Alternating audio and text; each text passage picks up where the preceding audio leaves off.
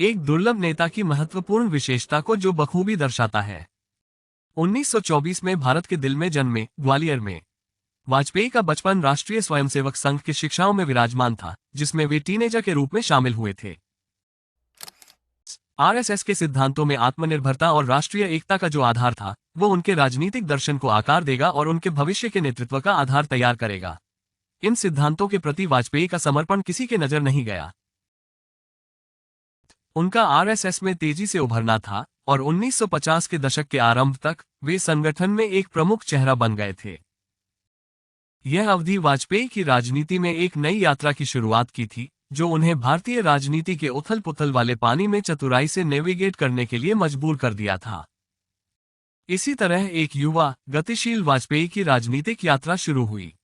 अटल बिहारी वाजपेयी, एक कर्मठ व्यक्ति, ने भारतीय जनता पार्टी के गठन में महत्वपूर्ण भूमिका निभाई थी। उनका राजनीतिक सफर भाजपा के पूर्ववर्ती भारतीय जनसंघ से शुरू हुआ, जहां उनके करिश्माई नेतृत्व और भाषणों की बातें उनके रैंक बढ़ने में मदद करती थीं। 70 के दशक के अंत में जनता पार्टी के टूटने के बाद वाजपेयी और उनके सहयोगियों ने भारतीय जनता पार्टी की स्थापना की।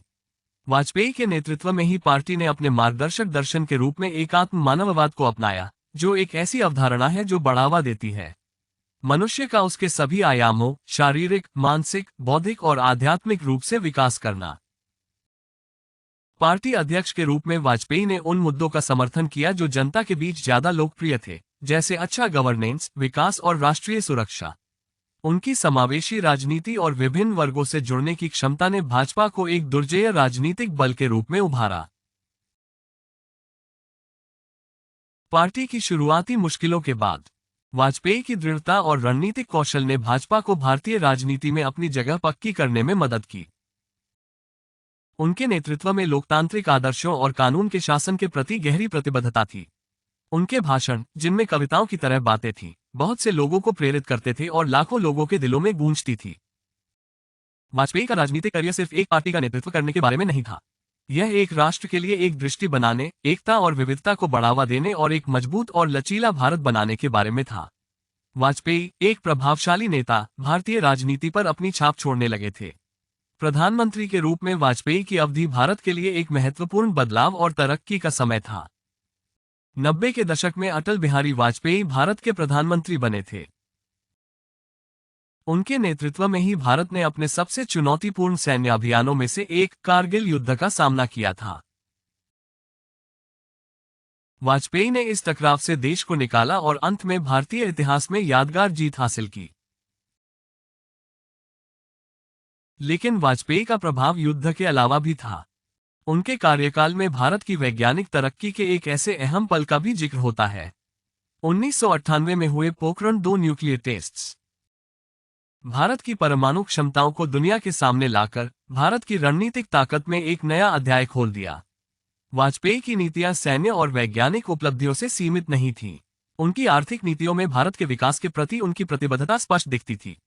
इंफ्रास्ट्रक्चर डेवलपमेंट से लेकर टेलीकम्युनिकेशन तक वाजपेयी ने भारत को आधुनिक बनाने में बड़ी उपलब्धि हासिल की और तेजी से विकास के मार्ग पर ले जाने में मदद की। उनके फैसलों और कार्यों में उनके स्वयं को सशक्त बनाने वाले भारत के लिए उनका विजन दिखता था। फिर भी इन ऐतिहासिक घटनाओं के बीच जो बात सामने आती है, वह है देश और इसके लोगों के प्रति वाजपेयी की गहरी प्रतिबद्धता। उनके नेतृत्व में एक ऐसी हमारी मानवता थी जो राजनीतिक सीमाओं से ऊपर उठी थी। वो सिर्फ एक प्रधानमंत्री नहीं थे, बल्कि एक स्टेट्समैन भी थे, जिन्होंने अपनी कविताओं की शानदारी और गहन ज्ञान के साथ लाखों लोगों के दिलों को छुआ।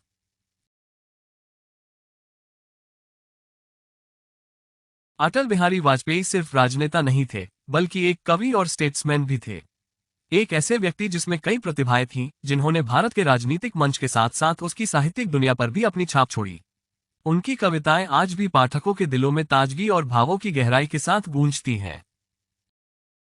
उनकी राजनीतिक कला ने लोकतंत्र और बहुसंस्कृतिक समाज की दृष्टि को ध्यान में रखते हुए भारत के राजनीतिक वाद विवाद को आकार दिया।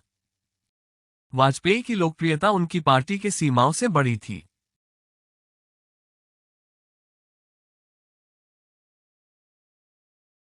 उनका विश्वास सम्मिलित राजनीति में, जहां हर आवाज मायने रखती है, आज भी नई पीढ़ियों को प्रेरित करता है।